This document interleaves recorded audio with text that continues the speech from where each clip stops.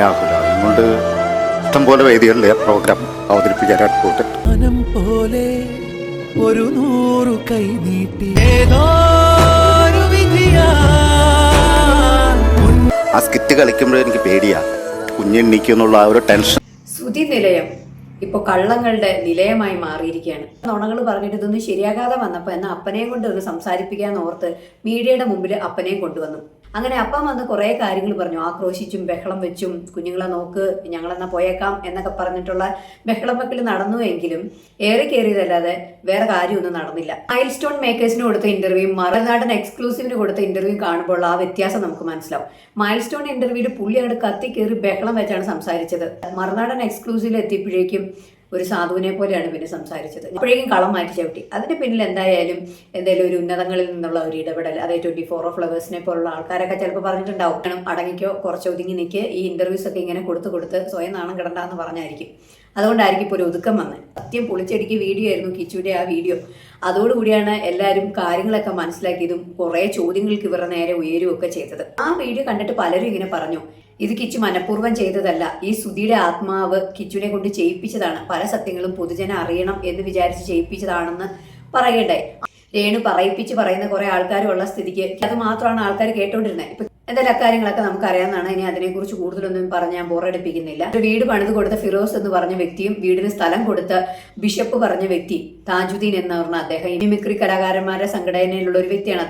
അദ്ദേഹം ഒരുപാട് ഹെൽപ്പ് ഇവർക്ക് വേണ്ടി ചെയ്തിരുന്നു. അദ്ദേഹം വന്ന് പല സത്യങ്ങളും ഇപ്പൊ പറയുകയാണ്. ഈ തങ്കച്ചേട്ടൻ പറയുന്നുണ്ട്, ഞാൻ ആരെയും ഭീഷണിപ്പെടുത്തിയിട്ടില്ല, ഞാൻ സാറേ എന്നല്ലാതെ ഒരാളെയും വിളിച്ചിട്ടില്ല എന്ന് പറയുന്നു. എന്നാൽ മൈൽ സ്റ്റോൺ മേക്കേഴ്സിന്റെ ഇന്റർവ്യൂവിൽ പറയുന്ന അവനോട് ഇങ്ങോട്ട് വരാൻ പറ, നവന്മാര് വന്ന് നോക്കട്ടെ എന്ന തരത്തിലൊക്കെ സംസാരിച്ചിരുന്നു. അത് വിട്, അങ്ങനെ പറഞ്ഞിരുന്നു. ഇനി അങ്ങനെയൊന്നും ഞാൻ പറയില്ല എന്ന് പറയണമെന്നൊക്കെ തെറ്റായ കാര്യമാണ്, ജനങ്ങളെല്ലാം കണ്ടോണ്ടായിരിക്കുന്നത്. ഈ താജുദ്ദീൻ എന്ന് പറയുന്ന വ്യക്തി അദ്ദേഹത്തിന്റെ ഫോണിലെ റെക്കോർഡ് വഴി കാണിച്ചു തരികയാണ് സംസാരിച്ചിട്ടുണ്ടോ ഇല്ലയോ എന്നുള്ള കാര്യം. ഈ വീഡിയോ കാണുമ്പോൾ തന്നെ നമുക്ക് മനസ്സിലാവും, ഈ ഫിറോസ് എന്ന വ്യക്തിയോടും ഇദ്ദേഹം മാന്യത വിട്ട് സംസാരിച്ചിട്ടുണ്ട്. ആ ബിൽഡിംഗ് ഉണ്ടാക്കിയ എഞ്ചിനീയർമാരോടും ഇവരോടൊക്കെ ഇവർ മാന്യത വിട്ട് സംസാരിച്ചിട്ടുണ്ട്. അതുകൊണ്ടാണല്ലോ ഇവരെ ഹെൽപ്പ് ചെയ്ത്, അല്ലെങ്കിൽ ആ സംഘടനയാണ് ഇവർക്ക് കുറച്ച് പൈസയൊക്കെ കൊടുത്ത് സഹായിച്ചവരാണ്. വീട് വെക്കാൻ പൈസ കൊടുത്തു, അതല്ലാതെ വീട് കയറി താമസത്തിന്റെ ഭാഗമായിട്ടൊക്കെ കുറച്ച് പൈസയൊക്കെ ഇവർക്ക് കൊടുത്തവരാ. അപ്പൊ അവരോട് പോലും ഇങ്ങനെ അപമര്യാദയായി സംസാരിക്കണമെങ്കിൽ ഫിറോസിനോടും ബാക്കിയുള്ളവരോടൊക്കെ സംസാരിച്ചിട്ടില്ല എന്ന് നമുക്ക് വിശ്വസിക്കാൻ പറ്റുമോ? എന്തായാലും ആ വീഡിയോ നമുക്ക് കണ്ടുനോക്കാം. എനിക്ക് പറഞ്ഞില്ല, എനിക്ക് ഭയങ്കര വിഷമമുണ്ട്. കാരണം ഒരാൾക്ക് ഒരു കാര്യം സൗജന്യമായിട്ട് കൊടുക്കുന്ന അവരെ ഞാൻ ദൈവത്തെ പോലെ കാണുന്ന ഒരാളാണ്. ചെറിയ പഴഞ്ചൊല്ലുണ്ടല്ലോ, ദാനം കിട്ടിയ പശുവിന് ആരെങ്കിലും പല്ലുണ്ടോ നോക്കുമെന്ന്. എനിക്കിപ്പോൾ ദാനമായിട്ട് പശുവിനെ കിട്ടി, ഞാൻ പശുവിന്റെ വായിക്കാത്തൊരു പല്ലുണ്ട് ഞാൻ നോക്കത്തില്ല, അതിന് പല്ലുണ്ടോ ഞാൻ നോക്കത്തില്ല. എനിക്ക് ദാനം കിട്ടിയതാണ്. വന്ന വഴി നമ്മൾ മറക്കരുത്. അവര് വീട് വെച്ച് കുറച്ചാൽ ഞാൻ വർക്കേരിയ പറഞ്ഞു കൊടുക്കണം പറഞ്ഞു. ഫിറോസ് ഭായി പറഞ്ഞു ഞങ്ങളെല്ലാം ഫണ്ടില്ല. അപ്പോൾ ഞങ്ങൾ പറഞ്ഞു അത് ഫേസ്ബുക്കിൽ ഇട്ട് ഞങ്ങൾ സഹായം ചോദിച്ചിട്ട് കഴിഞ്ഞാൽ നിങ്ങൾക്ക് നാണക്കേടാ, ഒക്കെ ഇല്ലാതെ ഇടയ്ക്കുണ്ടായതാ. നമ്മളിതൊക്കെ പറയാൻ പറ്റുമോ? ആരും മോശക്കാരല്ല, എല്ലാവരും കാര്യങ്ങൾ തുറന്നു പറയും. ഞാൻ പറയുന്നത് സത്യസന്ധമായ കാര്യങ്ങൾ പറയത്തുള്ളൂ. എന്റെ എല്ലാം പ്രൂഫ് ഉണ്ട്. ഇപ്പൊ ഈ കൊല്ലം സുധിയെ നേരിട്ട് അറിയാവുന്നതാണല്ലോ. അദ്ദേഹത്തിന് ഒരു ആഗ്രഹം ഉണ്ടായിരുന്നു, സ്വന്തമായ ഒരു വീട് വേണം. തീർച്ചയായിട്ടും അദ്ദേഹത്തിന് ഒരു ആഗ്രഹം ഉണ്ടായിരുന്നു. സ്വന്തമായിട്ട് വീട് ഒരാളുടെ സ്വപ്നമാണ്. ഇപ്പോഴും ഫിറോസ് ഭായി അവരുടെ സംഘടന വഴി ഞങ്ങളുടെ മിമിക്രി സുഹൃത്തിന് വീട് വെച്ച് കൊടുക്കാൻ ഏകദേശം ധാരണയായതാണ്. ഈ വീട് പൊളിഞ്ഞു വീഴുന്നു കൊല്ലം സുധീന്റെ മക്കള്, അതായത് മക്കൾക്ക് വേണ്ടിയിട്ടാണ് ആ വീട് പണിതത്. ഇത് ശരിക്കും കൊല്ലം സുധിയെ കൂടി ദുഃഖിപ്പിക്കുന്ന ഒരു തരത്തിലായി പോയി തോന്നുന്നുണ്ടോ? തീർച്ചയായിട്ടും എനിക്ക് തോന്നുന്നു. കൊല്ലം സുധീന്റെ മക്കൾക്ക് വേണ്ടിയിട്ടാണ് ആ വീട് കൊടുത്തത്. ആ വീട്ടിൽ രേണു താമസിക്കണം, രേണുവിന്റെ അച്ഛനും അമ്മയും താമസിക്കണം. ഇതിനൊക്കെ എനിക്ക് യാതൊരു ഇതില്ല. പക്ഷേ രേണുവിന്റെ ചേച്ചി രമ്യ ആ വീട്ടിലാണ് താമസിക്കുന്നതെന്ന് വീഡിയോ ഉണ്ട്. അത് തെറ്റാണ്. അവര് വാടക വീട്ടിലാണ് താമസിക്കുന്നത്. അതിന്റെ അടുത്ത് അച്ഛനോട് ചേട്ടൻ സംസാരിച്ചിരുന്നു. ഞാൻ സംസാരിച്ചിട്ടൊക്കെ ഉണ്ട്. വീടിനെ കുറിച്ച് സംസാരിച്ചപ്പോഴെന്തായിരുന്നു പറയുന്നത്? അവനെന്ത് ഒരു കോഴ്സ് പഠിക്കാൻ വേണ്ടി നമ്മുടെ ഫ്ലവേഴ്സ് ചാനൽ അതുകൊണ്ടാണ് അവിടെ നിൽക്കുന്നത് എന്നുള്ളതാണ് കിച്ചു പറയുന്നത്. ഇപ്പൊ തന്നെ ഉണ്ടല്ലോ ട്രോഫി, ഇപ്പൊ എന്റെ വീട്ടിൽ ഇരിക്കുന്ന ട്രോഫി, ഞാൻ നാളെ മരണപ്പെട്ടു പോയി കഴിഞ്ഞാൽ എന്റെ മക്കള് ഈ ട്രോഫിയൊക്കെ വാരി ഒരു ഇതിന്റെ അടിയിലോട്ട് കട്ടിന്റെ അടിയിലോട്ട് ഇടുവാന്ന് പറഞ്ഞാൽ അത് ചിലപ്പോൾ എന്നോട് സ്നേഹമുള്ളവർക്ക് അത് വിഷമമുണ്ടാകും. എനിക്ക് വിഷമമുണ്ടായി. ഞാൻ ഒരിക്കൽ പോലും ഞാൻ ഒരു ചാനലിൽ ഇതിൽ വന്ന് പറയണമെന്ന് ആഗ്രഹിച്ച ഒരാളല്ല, ഗോഡ് പ്രോമിസ്. പക്ഷെ എനിക്ക് ഞാൻ ലൈവ് ഇടണമെന്ന് ഞാൻ വിചാരിച്ചു. ഫിറോസ് ഭായ് എന്റെ പേര് പറഞ്ഞപ്പോഴത്തേക്ക് തന്നെ എന്നെ ഈ രേണുവിനെ സഹായിച്ച കുറച്ചധികം പേര് എന്നെ കോൺടാക്ട് ചെയ്തു. അവരെന്താണ് പറഞ്ഞത്? ഞങ്ങളും ഇന്നതൊക്കെ സഹായിച്ചു, ഞങ്ങൾ അത് ചെയ്തു, എന്ത് പറയാനാ, ഒരാൾക്ക് കിട്ടേണ്ട വീട് ഇപ്പം നഷ്ടമായില്ലേ ഒക്കെ അവർ പറയുന്നത്. ഇവരിന്റെ ഹൗസ്വാമിങ്ങിന് പോയ ഒരാളാണ് ഞാൻ. എല്ലാം ചെയ്ത ഒരാളെ ഇന്ന് ഈ ദിവസം ഞാൻ രേണുവിന്റെ ഫാദർ വിളിച്ചിട്ട് പറഞ്ഞു, പപ്പ അവിടെ ചോർച്ച മാറ്റാൻ വേണ്ടി നോക്കാൻ വേണ്ടി ആൾ വന്നിരുന്നു. എന്നിട്ട് എന്ത് പറഞ്ഞു, അതിങ്ങനെ പിന്നെ മൊത്തം ഇളവുക, തേക്കുന്ന മൊത്തം ഇളവുക, അത് ഇത് എന്നിങ്ങനെ പറയുമ്പോൾ ഞാൻ പറഞ്ഞു, ഒരു ചാനലിൽ പോയിരുന്ന ഒരു ചാനൽ അവതാരകൻ ആദ്യം വന്നുണ്ടോ ചോദിക്കത്തില്ല, രേണു നിങ്ങളുടെ വീട് ചോരുന്നുണ്ടോ എന്ന് ചോദിക്കത്തില്ല. അത് മുൻകൂട്ടി തയ്യാറാക്കിയ ഒരു തിരക്കഥയാ അല്ലേ എന്ന് ഞാൻ ചോദിച്ചപ്പം എന്നോട് ചോദിച്ചു ഇനി മേലാൽ എന്നെ വിളിച്ചു പോയക്കെന്ന് പറഞ്ഞ് എന്നെ ഇന്നലെ വരെ സാറേ എന്ന് അഭിസംബോധന ചെയ്ത ആള് ഇന്ന് എന്നോട് വളരെ മോശമായിട്ട് പെരുമാറി. എന്റെ ഫോണിൽ റെക്കോർഡിംഗ് ഉണ്ട്, നമ്മളെ കേൾപ്പിക്കാം. ചേട്ടൻ എല്ലാ രീതിയിലും അവനോട് മുൻകൂട്ടി പറഞ്ഞു എന്നോട്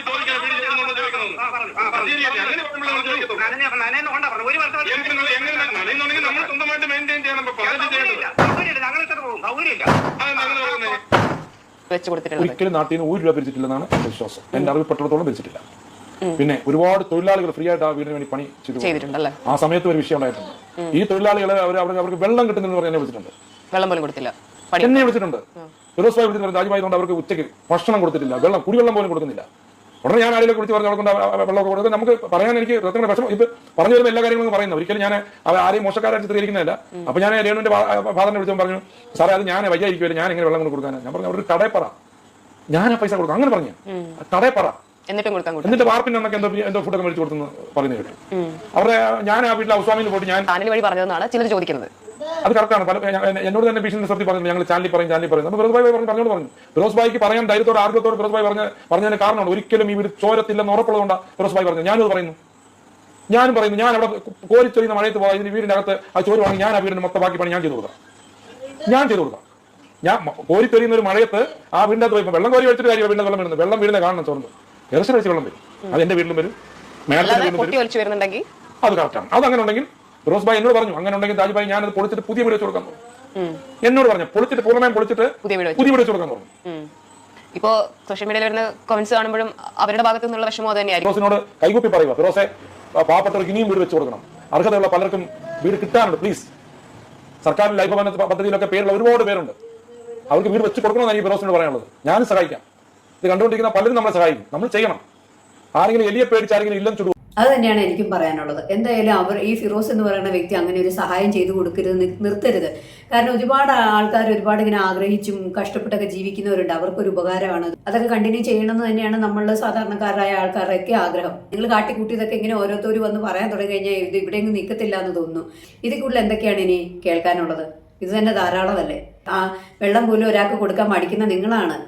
സുധിച്ചേട്ടൻ്റെ അമ്മേനെ ഇങ്ങ് വന്നാൽ മതി, ഞാൻ പൊന്നുപോലെ നോക്കിയുള്ളൂ, അവരുടെ വീട്ടുകാരെല്ലാവരും വന്നോട്ടെ, ഞാൻ പൊന്നുപോലെ നോക്കൂന്ന് പറഞ്ഞ്. ഇതുകൊണ്ടൊക്കെ ഞങ്ങൾക്ക് മനസ്സിലായി നിങ്ങൾ എത്രത്തോളം നോക്കും എന്നുള്ള കാര്യങ്ങളൊക്കെ.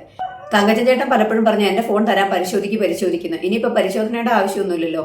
താജുദ്ദീൻ എന്ന് പറഞ്ഞാൽ അദ്ദേഹം തന്നെ അദ്ദേഹത്തിൻ്റെ ഫോണിൽ റെക്കോർഡ് എടുത്ത് കാണിച്ചു കഴിഞ്ഞില്ലേ? വീഡിയോ ഇഷ്ടപ്പെട്ടാൽ നിങ്ങളുടെ വിലയേറിയ അഭിപ്രായം കമന്റ് രൂപേണ അറിയിക്കും. മറ്റൊരു വീഡിയോ ഉടനെ കാണാം. ബൈ.